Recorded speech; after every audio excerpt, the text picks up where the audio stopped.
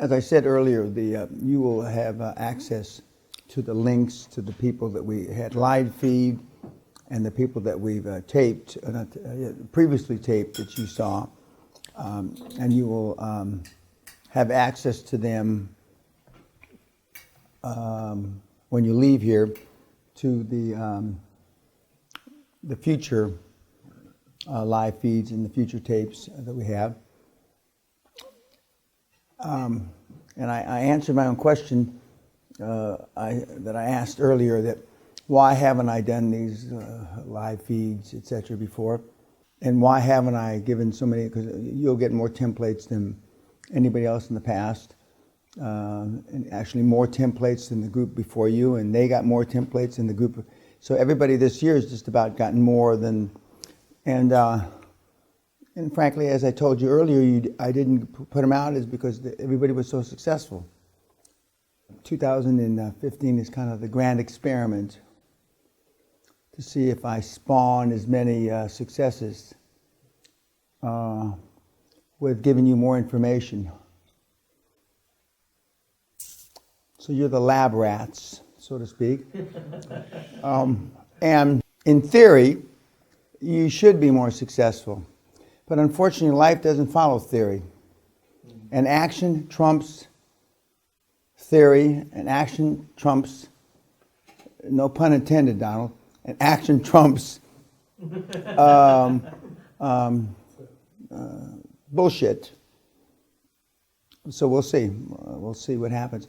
And one of my hardcore attendees, that's an alumni of the Castle, heard somebody say or read on a blog or I don't know where, that, and I think I referred to it myself as the Castle or the hardcore being an upsell, the only upsell I have. And he retorted back, and he's fighting on some blog with somebody that it's not an upsell. And whether it is or not, I don't think it is either, but that's not the point. The point is we've had the same seminar, not the same seminar, but one seminar this century, basically. Because the last non-Castle seminar I gave was, I think, October, November of 1999 at Heathrow Airport. I believe that. And then I did the one for Brian Rose in London Real, which I was happy to do. But I have no intention of doing any others outside. And I get asked quite often, come to Australia, come to Hong Kong, come to these other places, and I don't intend on doing that. And for the very one simple reason, and it's selfish. Not that I'm Mother Teresa, guys, believe me. It's because I can't track you if I put 500, 1,000 of you in an auditorium. Well, I can pretend to track, but I really can't track. And see, I want to really be able to track Valerie so I can beat the fuck out of her. And I can't, if she's just one little person in the back of a room of 1,000, which she'd like to be actually, one in the back of the room of 1,000, then I have no way of following up. And that's why I stopped doing those seminars to begin with. Because even though our results were still very good, vis-a-vis the industry, the results for me were pretty poor. Because I demand more, I expect more. And I get more. When you demand more and you expect more, guess what? You fucking get more. So the intention is to keep it in these groups from 18 to 22 or 3 or whatever for the foreseeable future. And I do now have a seminar booked for next year. It's the first week in February. And so I believe it's already up on my website. Now, we're going to spend a lot of time role-playing the rest, and going through. We're not going to do the financial shit until tomorrow. It's like the best sex you ever had, which when you can think back way in your distant memory, it all comes at the end, and literally, it all does come right at the end. And but we're going to do role-playing. And so far, the role plays have been pretty good. And they should be. They should be good. Now, we used to do more role playing at the beginning of the seminar, but we don't do that anymore. again, it's trial and error, you know. I would think that if you read all the stuff and that you should be prepared to do a role play in the beginning, but having done it many times, not a few times, you're not. And you're more comfortable with the setting. You're more comfortable with being at the castle. You're more comfortable with, you know, the ambiance. And again, the ambiance here is yesterday's dreams are tomorrow's realities. And the ambiance is the, you know, eating and being waited upon by servants and that kind of thing. And the ambiance is to be able to walk around the grand estate and feel more comfortable with it. So the role playing seems to get better the last 2 or 3 days than it does the first 2 or 3 days. Any questions? That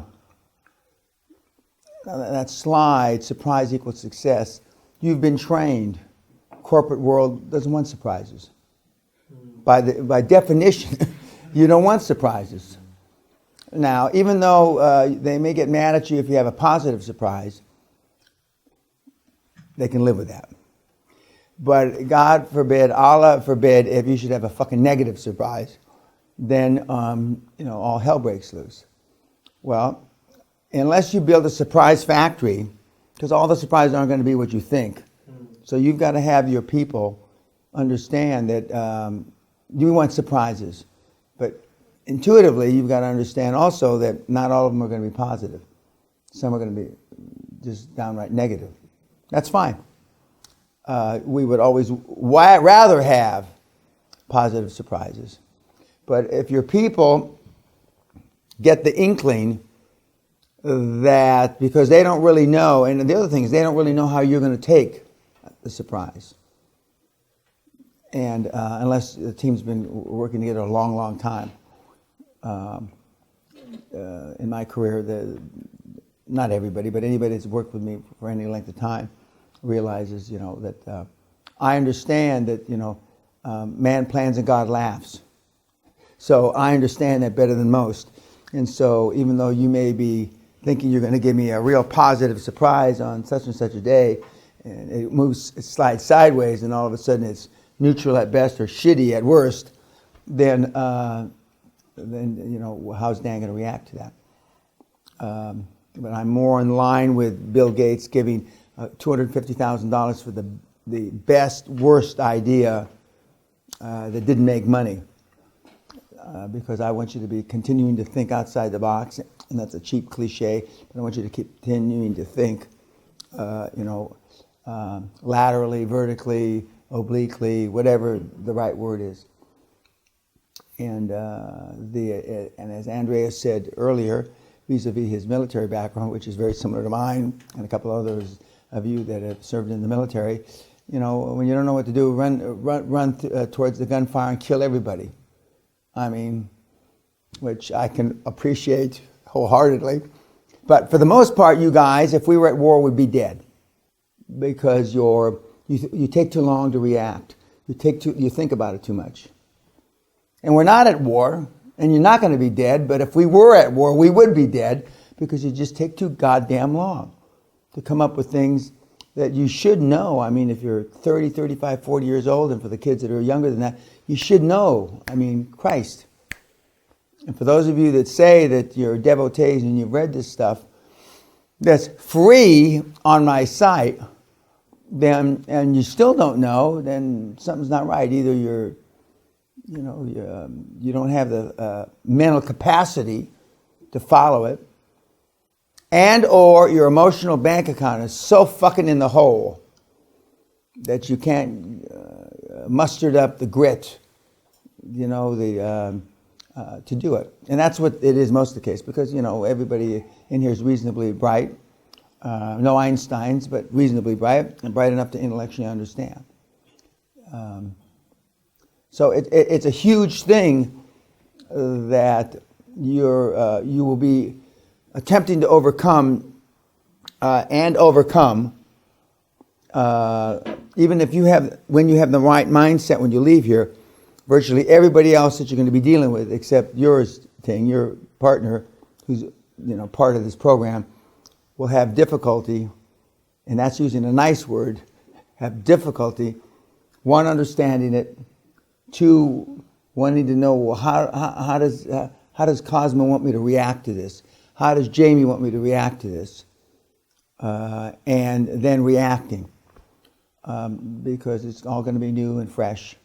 And one of the things I say tomorrow in the close, well, I've already said several times, it's lonely at the top, but just as importantly, the people, things people don't understand, they ridicule.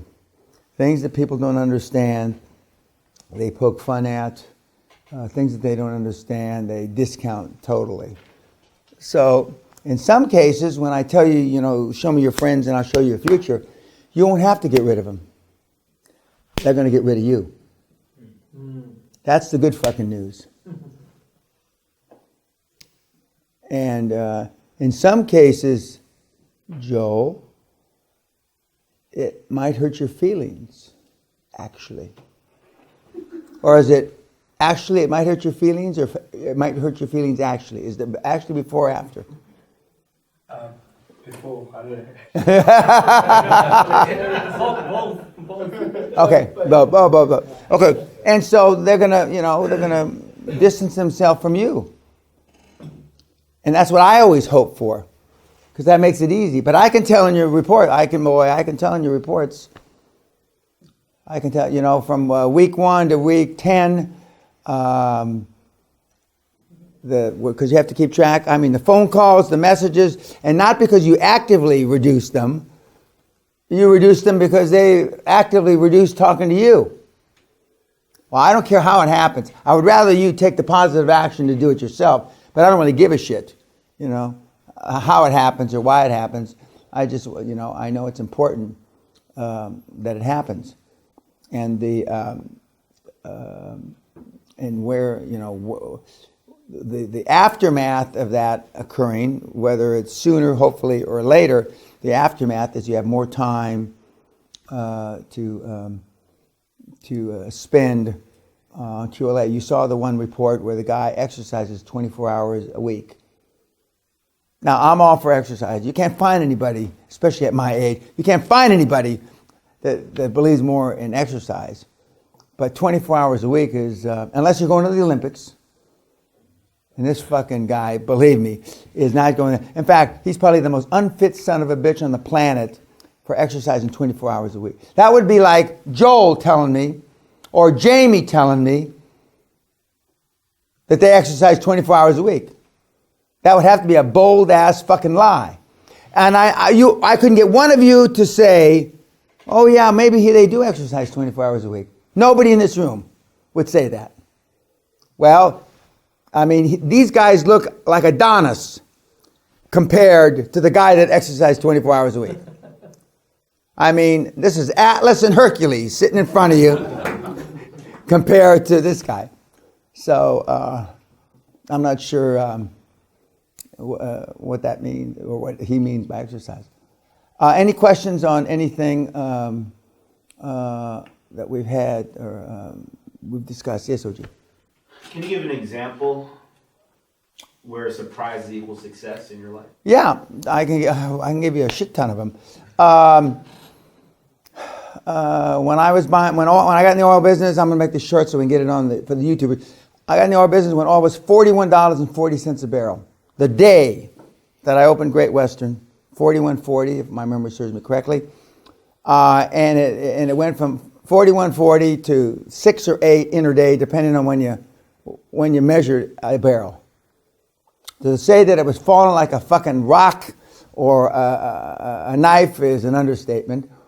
And I was, surprised, even though I didn't look at it at that time. Every time I bought something, it was worth 20% less by the time the ink dried. But when I kept buying, and even though I kept buying and I was buying down the $6 or $8 level, and it went from one day, it went from $7.80 to $12.